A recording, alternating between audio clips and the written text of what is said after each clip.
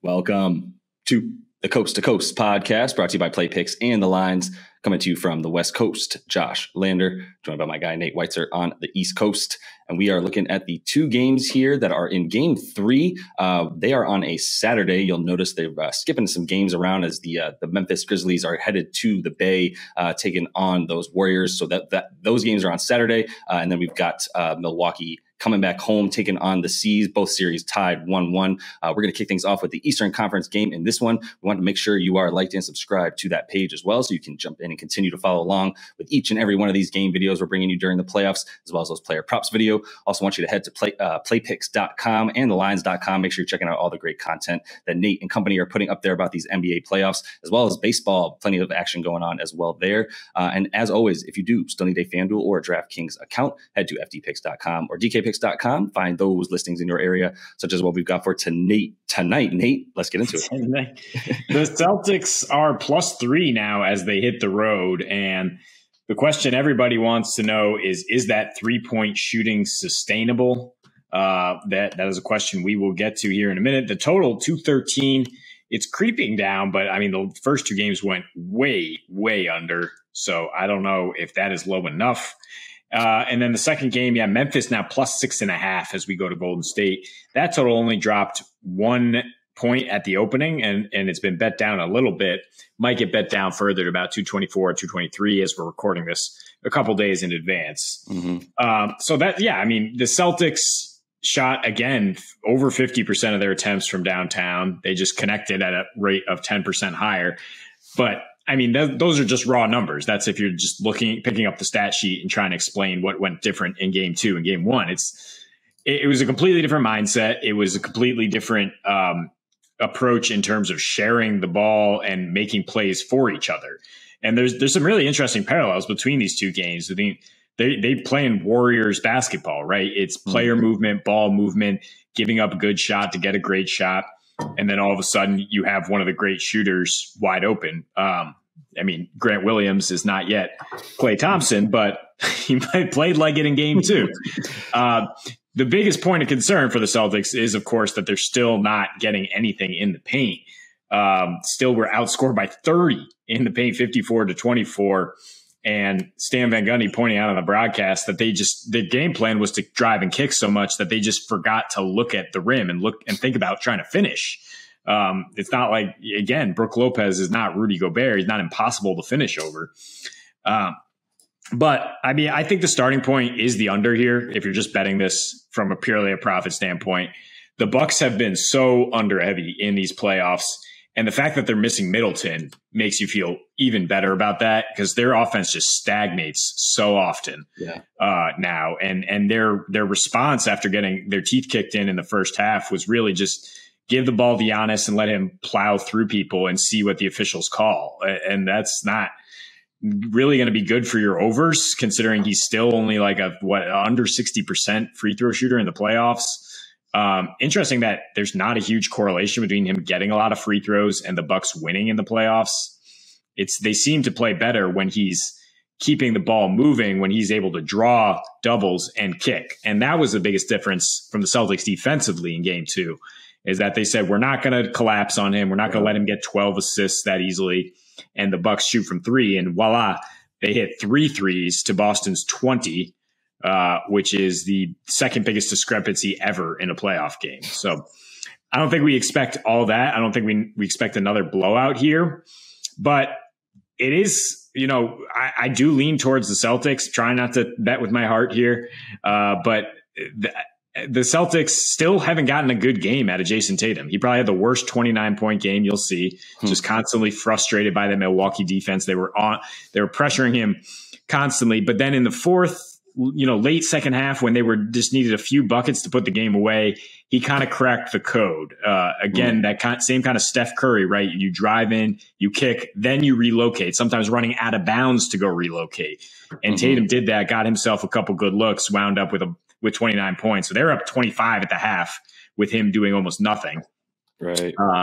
So I think there's still a lot of room for improvement here for the Celtics, especially with Marcus Smart likely to come back and replace Derek White, who was a 0 in the scoring column and had 5 fouls and just ruined their spacing while he's out there. So I lean Celtics along with the under here. I think there's a strong correlation because the only way these games start to go over is if Giannis is just unstoppable and the pace starts ramping up as the Celtics try to counter that. I think this Bucks defense is too good. It's been too good in the playoffs at a championship level. And I think their offense is just not nearly as good, especially down the stretch without Chris Middleton, who really has been their closer. Yeah, Chris Middleton's huge. You talk about Derek White's minutes being a zero on offense. I mean, what about Peyton Pritchard getting minutes too, right? Like you got to take his minutes away at this point because he's not making threes, and that's the only reason, literally, that he's on the floor at this point. They combined for 6 points in that game. You still love Derek White's defense and what he's bringing at the top of the key when he's in the game, but he's also getting those limited minutes because of that lack of offense. I think this is a game where, like you said, it's a little bit outside of just the raw numbers because of the fact that those threes definitely seem like a huge difference maker. But you have to look at why they're getting those threes and also, what's going on the other side of the ball. I think starting with why they're getting those threes on offense for the Celtics, it's all kick and slash, like slash and kick, slash and kick, slash and kick. And it's working to a degree. But yeah, I think if there is the opportunity for them to just look at the basket at this point and go get a few more points in the paint. But to be fair, it's not just Brook Lopez. That's not Rudy Gobert. It's the combination of Brook Lopez and Giannis flying all over the place that is probably more impactful than Rudy Gobert at this point. But at any rate, I think you continue to like you said, just keeping it on the side of the ball for a minute. I think you got to love what Milwaukee's been doing on defense, over the course of their last, basically the playoffs, and really since they decided after game 2 when they lost that in the first series of the playoffs to the Bulls, that they had their attention and it was like a switch turned on. Then Chris Middleton goes down in game 3 and it's like, oh snap, an actual switch needs to be flipped on now too, because we don't have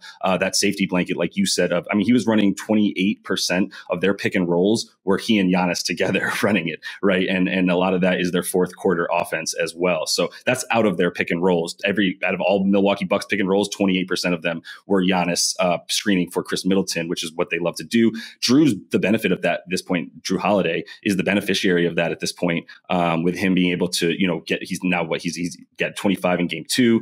He had a nice 24 in game 1. So he's definitely filling that role and coming out with this sort of championship pedigree that, I don't know, maybe he's sort of showing people things about Marcus Smart where he's like, defensive player of the year, I'm the best defensive guard in the league. There seems to be something that's going on with him that he shot out of a cannon. I continue to like to follow along with his props there. But just real quick, flipping it to the other side of the ball. And all of this is leading me to continue to like an under. We told you, after we saw game 1 and we went, oh snap, wait, game 1 made it very clear how this is going to go on defense on both sides of the ball, how hard it's going to be for both teams to score for different reasons. On the Bucks side of the ball, length everywhere and actually being able to bother the length on offense that Boston brings all over the floor as well. And then on the other side of the ball, you talk about, them actually being able to throw bodies at Giannis in a way where, like you said, the double coverage isn't working for him. And the key stat for me was, 21 assists in game 1. And Giannis triple-double because they're looking to have him get the ball out of his hands, right? And then you look at game 2, I believe it was 14 assists as a squad, not enough, right? 16, something around there. So it's also apropos what they did during the regular season. In wins, we're talking 5 more assists per game than when they lose because that ball keeps moving and it's not just Giannis has to score. But when he's got one guy on him, he's looking to attack every time because his shooters aren't going to be nearly as open. You diminish the assists and you can definitely frustrate him when you've got Papa Al meeting him at the foul line, and then you've got Rob Will meeting him at the rim with Papa Al still all over him. So that's a recipe for being able to stop even the Giannis to the degree that they have, which keeping him under 30 points right now, especially in playoff games, is just that. So I've made the mistake of thinking that the Bucks would be able to cover again in game 2 and trying to parlay / money or tease that with the under. I'm going to learn from my mistakes and just go under in this one with the way that these two teams are playing defense and the way that these matchups are working out for this to just be a completely grinded out series. No matter where you are, at home, on the road, the Bucks and C's are pretty much the same team, by the way, both of them on the road and at home this season. Yeah, you have a lot of outs if you take the under, right? The fact that we've seen the Bucks just shut down the Celtics or the Celtics go cold from the perimeter, forcing shots. And then we saw the Celtics shut down everybody else but Giannis, which is a common playoff strategy we're seeing now, right? Which is just stay home, see if he can get 45 and they can win. And the other guys will get cold and they won't get anything going. and it was just Giannis in a crowd and that whole second half, and they were slowly chipping away, bringing it back, but not enough to get over, which is, if all you were interested in, you were just saying beautiful.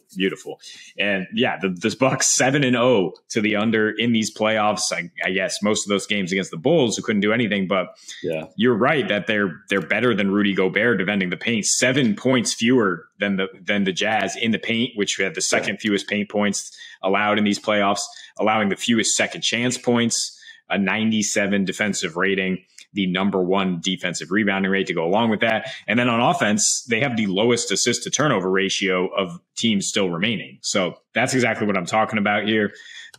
And there's still some negative regression without Chris Middleton. With Chris last year, they only shot 32% from 3 in the playoffs, and they're shooting 36% right now. It was part of that, Grayson Allen hitting 78% of his shots. And he got bodied a little bit in game 2. If Smart is out there instead of Peyton Pritchard, that's not going to be fun at all for any off guard here in this Bucks lineup. And I think that makes a big difference for the defense. So I actually like the under in both these games. And I think you could tease them together for some safety and just, drink your haterade all night and root for some bricks. God, I'm so ready for that, man. I feel probably even better about the under in the other game, in that Western Conference game, than I do this one, just because it's at 225. And I mean, the pace in the other one is all you worry about, but we'll get into that in that other game video real quick. But finishing up this one, you're not even worried about the pace. You're looking at a pace of like 93 in the series. And Marcus Smart coming back, by the way. When have you been able to say that, the defensive player of the year misses a playoff game and that they actually hold the other team with Giannis, a player like Giannis to 89 points? Because Marcus Smart, I mean, it is a little bit of a knock on him winning DPOI, which isn't the most, I don't necessarily agree with it, but regardless, he's that important that he was able to win the award, and they didn't miss a single beat on defense without him, because like we keep saying, it starts with that length up top. And then, when you have another couple guys like Rob Will at the rim to meet you while you still got someone on you that's 6'8", 6'9", like every player that's in the front line for the C's, it spells disaster for a guy like Giannis, or at least, able to hold him in a bit more in check. So continue to feel really, really good about those unders.